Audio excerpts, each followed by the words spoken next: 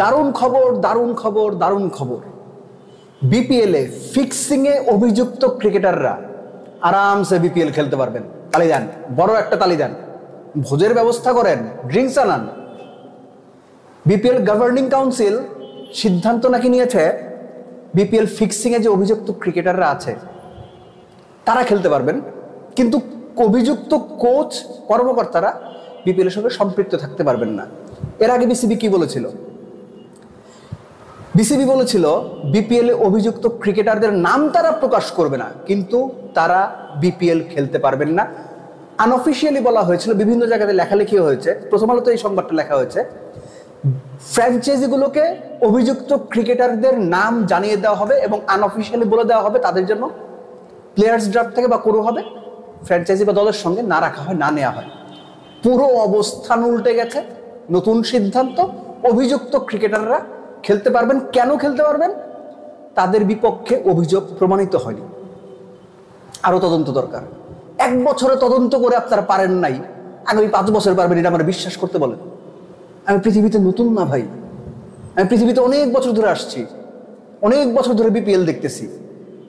So এটা যখন সিদ্ধান্ত নেওয়া হয় তখন সন্দেহ হয় গোড়াতেই গলত কিনা, সন্দেহ হয় সম্পৃক্ত যারা আছেন তাদের ভিতরেই গলত কিনা, তারাই আসলে চান কিনা যে অভিযুক্তদের বিচার হোক। অথচ আপনি আমি আমরা কি চিন্তা করি? ক্রিকেট হবে কলঙ্ক মুক্ত, ফিক্সিং মুক্ত এবং অভিযুক্ত ক্রিকেটারদের প্রমাণ সাপেক্ষে সর্বোচ্চ শাস্তি দিতে হবে। বিসিবি কি সেভাবে ভাবে? অলরেডি যে ফ্র্যাঞ্চাইজিগুলো 5 বছরের জন্য বিপিএল এর মালিকানা পেয়েছে বা পেতে যাচ্ছে, অন্তত 2টো ফ্র্যাঞ্চাইজির কর্মকর্তা কিংবা মালিক পক্ষের বিপক্ষে সন্দেহজনক অভিযোগ রয়েছে, তাদেরকে সেখান থেকে সরাতে বলা হয়েছে।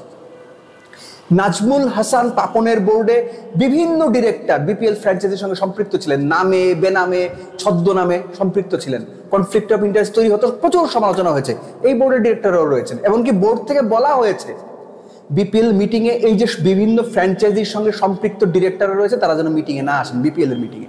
এটা নিয়ে আবার তাদের মধ্যে একটু মন কষাকষি হয়েছে, মন কালাকালি, এ ওর চেহারা দেখবে না, ও ওর চেহারা দেখবে না, এই ধরনের তামাশা। আমরা এক্সপেক্ট করি বিপিএলটা ছোট করে হলেও সাস্টেনেবল একটা বিপিএল হোক, ভালো বিপিএল হোক। অথচ ক্রিকেট বোর্ড ফিক্সিং এর মতো গুরুতর একটা ইস্যুতে সিদ্ধান্ত নেওয়ার পরেও সেই সিদ্ধান্ত থেকে সরে হলো। এটাকে আপনার ভালো প্র্যাকটিস মনে হয়? এটাকে আপনার সঠিক চর্চা মনে হয়? আর অভিযোগ প্রমাণের যে প্রশ্নটা যখন আসে, আপনি অভিযোগ কিভাবে প্রমাণ করবেন? এক প্লেয়ার 4টা ওয়াইড দিছে, সেটা তো ফিক্সিং ছিল, এটা আপনি কিভাবে প্রমাণ করবেন? এক বোলার একেবারে 25 খাইছে, এটা ফিক্সিং ছিল, কিভাবে প্রমাণ করবেন? এক বোলার একেবারে 3টা নো বল করছে, কিভাবে প্রমাণ করবেন আপনি? এই যে অভিযুক্ত যারা আছে তাদের প্রমাণ করাটা কি এতটাই সোজা? এটা সহজতম উপায় ছিল অভিযুক্তদের খেলতে না দেওয়া। সাধারণ মানুষ বুঝে যেত, ফ্র্যাঞ্চাইজিগুলো জানতো, একই সঙ্গে কোচ কর্মকর্তাদেরও স্টপ রাখা উচিত ছিল। আপনারা কি করলেন? ব্যাপারটা ওপেন করে দিলেন। এখন মোটামুটি অভিযুক্ত যারা ছিল, যারা ছোটখাটো অভিযুক্ত তো কেউ হয়তো 5টা ম্যাচ ফিক্সিং করছে, কেউ হয়তো একটা হোয়াইট বল দিয়ে ফিক্সিং করছে। এখন একটা হোয়াইট বল দিয়ে ফিক্সিং করছে, তার মাথায় গিয়ে ঢুকবে না ভাই, এটা কিছু হয় না, তো কিছু হয় না, অভিযুক্ত প্রমাণ করতে পারেন, আমি তো খেলতে পারতেছি, এবার সে 5টা ফিক্সিং করবে, 10টা ফিক্সিং করবে, কি করে আটকাবেন আপনি? অভিযুক্তদের কোনোভাবেই বিপিএল খেলতে দেওয়ার সিদ্ধান্ত নেওয়াটা যৌক্তিক কোনো সিদ্ধান্ত না। অ্যালেক্স মার্শাল বলুক, যে খুশি সেই বলুক, অভিযুক্তদের বাইরে রাখা দরকার ছিল। আপনারা তাদের নাম প্রকাশ করতে চান নাই, এটা নিয়েই অনেক সমালোচনা হয়েছে। ফাইন, নাম প্রকাশ করতে চান নাই, মেনে নিচ্ছি, ওই পর্যন্ত মেনে নেওয়া যায় যে তাদের যেহেতু অভিযোগ প্রমাণিত হয় নাই, একটা সোশ্যাল ট্রায়ালের মধ্যে তারা পড়ে যাবে, ক্যারিয়ার হুমকির মুখে পড়বে, ফাইন, আন্ডারস্ট্যান্ডেবল। তাই বলে অভিযুক্তকে আপনি খেলতে দেবেন, এটা কিন্তু তাকে আরো আশকারা দেবে। তার মতো যারা একটু একটু চিন্তা করছে, নিমরাজি বলে, এই নিমরাজি থাকা, ধান্দায় ঘোরা, ফিক্সিং এর সুযোগ খোঁজা, তাদের জন্য কিন্তু ডোর ওপেন করে দিচ্ছেন আপনারা। এই ফ্লাডগেট যদি ওপেন হয়ে যায় তাতে কেউ রেহাই পাবে না। সো এটা যদি প্রথম আলোর এই সংবাদটা যেভাবে ছাপা হয়েছে এর প্রতিটা বর্ণ যদি সত্যি হয়, গত বিপিএলে ফিক্সিং এর দায়ে অভিযুক্ত ক্রিকেটারদের খেলার সুযোগ করে দেওয়া, তাদের ক্যারিয়ার নষ্ট হয়ে যাবে এবং তাদের বিরুদ্ধে পুরো অভিযোগ প্রমাণিত হয়নি এই অজুহাত তোলে, এটা একটা খোড়া, একই সঙ্গে দুর্বল অজুহাত। বরং তারা বাইরে থাকলেই ক্রিকেটাররা কিন্তু জানতো কারা কারা এই ঘটনার সঙ্গে সম্পৃক্ত। আপনি ক্রিকেটারদের দিকে জিজ্ঞেস করেন, ক্রিকেটাররা জানে। সো ওরা একটা মেসেজ পেয়ে যেত যে না, আরো তদন্ত হচ্ছে, এই বিপিএলটা তো খেলতে পারতেছি না। সো একটা অ্যাওয়ারনেসের জন্য মেসেজ দেওয়া দরকার ছিল।